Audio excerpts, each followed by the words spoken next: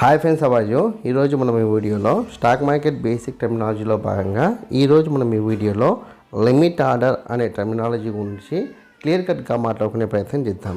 ఇక లిమిట్ ఆర్డర్కి సంబంధించిన డెఫినేషన్ చూస్తే కనుక an order to buy or sell a share at a specified price. The order will be executed only at the specified limit price or even better.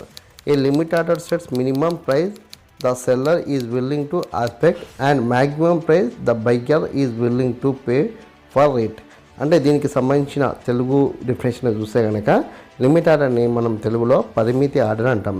దీనికి సంబంధించిన పూర్తి definition చూస్తే కనుక నిర్దిష్ట ధరకు షేర్ను కొనుగోలు చేయడానికి లేదా విక్రయించడానికి ఆర్డర్ నిర్దేశిత పరిమిత ధర లేదా అంతకంటే మెరుగైన ధర వద్ద మాత్రమే అమలు చేయబడుతుంది.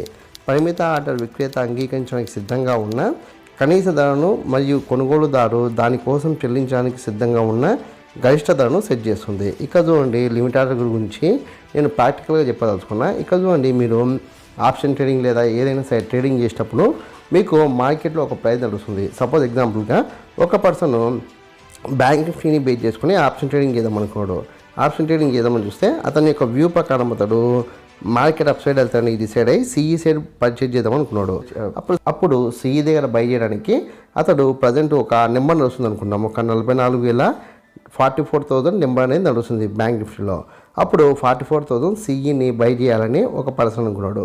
అప్పుడు బై చేయాలనుకున్నప్పుడు 44,000 సిఈ ఆప్షన్ని ఓపెన్ చేసే ప్రయత్నం చేశాడు. అప్పుడు ఓపెన్ చేసినప్పుడు అక్కడ ఒక నెంబర్ అనేది కనిపిస్తుంది. అంటే ప్రజెంట్ మార్కెట్ ఎంత నడుస్తుందో ఆ నెంబర్ అనేది అక్కడ నడుస్తుంటుంది. అయితే ఎగ్జాంపుల్గా మార్కెట్లో స్థిరత్వం అనేది కంటిన్యూషన్ ఉంది కాబట్టి రేట్ అనేది అటు ఇటు అవుతుంది. సపోజ్ ఎగ్జాంపుల్గా మనము ఈ 44,000 సిఈ అనేది ఓపెన్ చేసినప్పుడు మనకు ఒక ఎగ్జాంపుల్గా ఒక 85 రూపీస్ వచ్చింది అనుకోండి.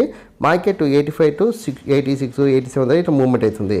అప్పుడు అతని యొక్క అనాలిసిస్ ప్రకారం మార్కెట్ కిందికి వస్తా అనుకుంటే కనుక కిందికి వస్తే ఒక 80 రూపీస్ దగ్గర కొందామని అనుకుంటాడు. సో ఇక్కడ 85 దగ్గర కొనకుండా అతను 80 రూపీస్ దగ్గర అంటే ప్రజెంట్ మార్కెట్ రేట్ని ఎడిట్ చేసుకొని 80 రూపీస్ దగ్గర ఆర్డర్ని ప్లేస్ చేసి పెడతాడు. దీన్నే లిమిట్ ఆర్డర్ అని అంటారు. అంటే సింపుల్గా చెప్పాలంటే కనుక మార్కెట్లో మూవ్మెంట్ ఉన్నప్పుడు మార్కెట్ యొక్క మూవ్మెంట్ అనాలిసిస్ చేసుకొని మనకు నచ్చిన ధర దగ్గర మనం కొనడాన్ని మనము లిమిట్ ఆర్డర్ అని మాట్లాడుకోవచ్చు. నేను ఇచ్చిన ఎక్స్ప్లెనేషన్ మీకు నచ్చినట్లయితే లైక్ చేయండి, కామెంట్ చేయండి, షేర్ చేయండి. ఛానల్ని మట్టుకు ఖచ్చితంగా సబ్స్క్రైబ్ చేసుకోండి. జై హింద్, వందే మాతరం.